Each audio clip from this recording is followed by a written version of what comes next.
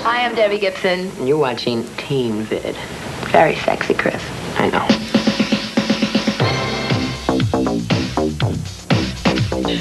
We met in August of '90. My dad, well, I guess I'll just tell you. Tell the whole story.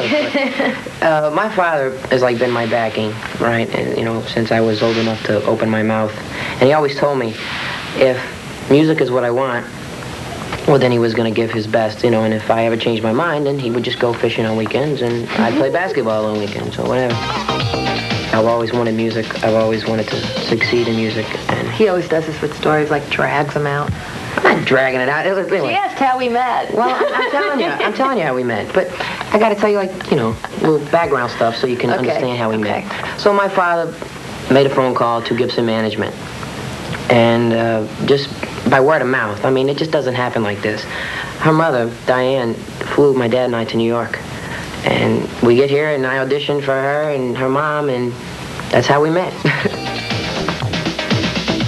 Yeah, we kind of took him in, kind of adopted him. Yeah. This wayward musician kind of boy. Well, when I found out I wasn't going back home, I got a record deal. It's I was auditioned for Doug Morris, the president of Atlantic Records. Just played from live in his office. Right. And he signed me right there on the spot. And I found out I wasn't going back to Mississippi, so I had to live somewhere.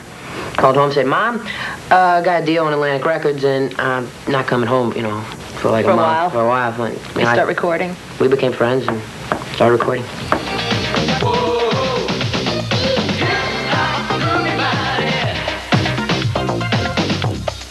My mom knew that I was serious because music always consumed me. It wasn't she was never a stage mother. She always said, if you want to stop, you can, which I think is a really important thing for parents to do, or else kids feel oh my God, I'm trapped into this, and they start to resent it, whether they like what they're doing or not. My parents are super.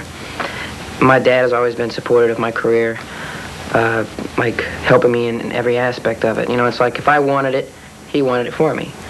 And it was very cool to have that, because if he wouldn't have been behind me, I wouldn't be here today. The kind of entertainer that I've always wanted to be has been an all-around entertainer. I concentrate on my voice constantly. I'm always working at that.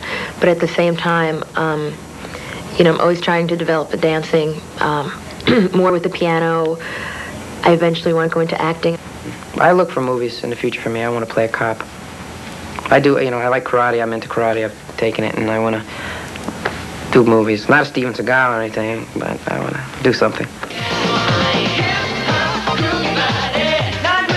My popularity in Indonesia and Southeast Asia, that's really crazy, because I get fan mail from there, and these girls have kind of good English, and they're writing, we love you, we love this song, and I love these lyrics, and I'll use my lyrics and draw pictures of me, and that's really nuts. I get a lot of fan letters. I try to answer as many as I can personally. I try to read as many as I can.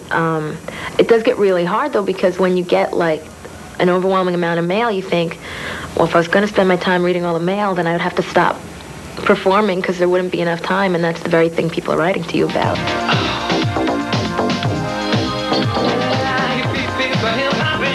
I believe anybody can do what they want to do. What did Deborah say? If you put your mind to it, anything is possible. As far as what you want out of life, I think anything is possible. Hi, I'm Debbie Gibson. And I'm Chris Cuevas. Wait a minute. Well, anyway, you're watching Teen Vid.